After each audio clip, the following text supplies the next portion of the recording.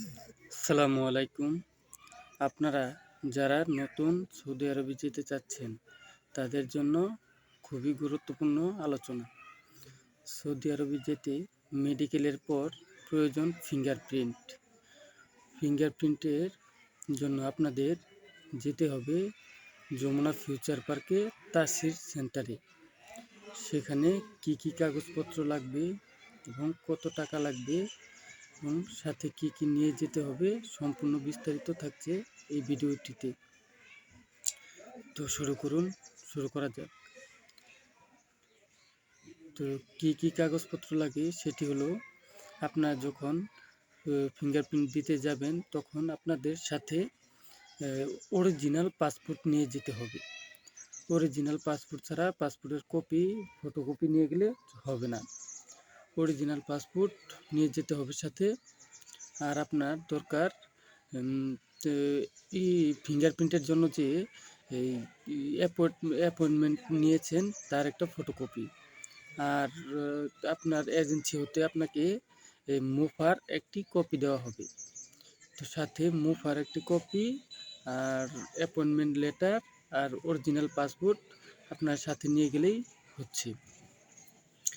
সেখানে টাকার পরিমাণটাও অনেকেই জিজ্ঞেস করে যে কত টাকা লাগে, কত টাকা দিতে হয় তা সম্পর্কে জানাতে। তো বেশি না, মাত্র 640 টাকা লাগে ফিঙ্গারপ্রিন্টের জন্য।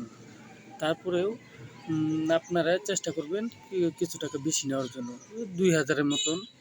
কারণ যদি আপনার অ্যাপয়েন্টমেন্ট লেটারে যদি কোনো অক্ষর বা জন্ম তারিখ কোনো কিছু একটা ভুল হয়ে যায় তার জন্য আপনাকে জরিমানা ধরা হবে। সেই জরিমানা দিলে আপনি ওই দিনই ওই ভুল সংশোধন করে ফিঙ্গারপ্রিন্ট দিতে পারবেন। আর যদি জরিমানা না দেন তাহলে আবার 5-6 দিন পিছিয়ে পড়বেন, 5-6 দিন পরে আবার ডাকা হবে আপনাকে। আর যদি জরিমানা দিয়ে দেন তাহলে ওই দিনে আপনাকে নতুন করে ভিআইপি লজে নিয়ে আপনার ভুল সংশোধন করে নতুন করে আপনাকে ফিঙ্গারপ্রিন্ট করে দেওয়া হবে।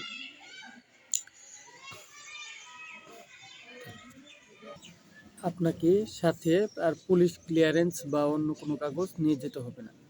শুধুমাত্র যে অ্যাপয়েন্টমেন্ট লেটার, মুফার একটা কপি আর অরিজিনাল পাসপোর্ট নিয়ে গেলেই হচ্ছে।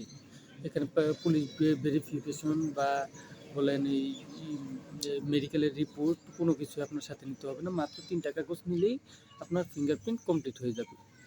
ফিঙ্গারপ্রিন্ট দেওয়ার কিছুদিনের মধ্যেই আপনার মুফা কমপ্লিট হয়ে যাবে আশা করা যায়।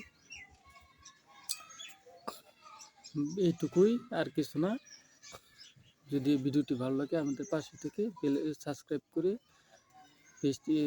চ্যানেলটির সাথে থাকুন। ধন্যবাদ।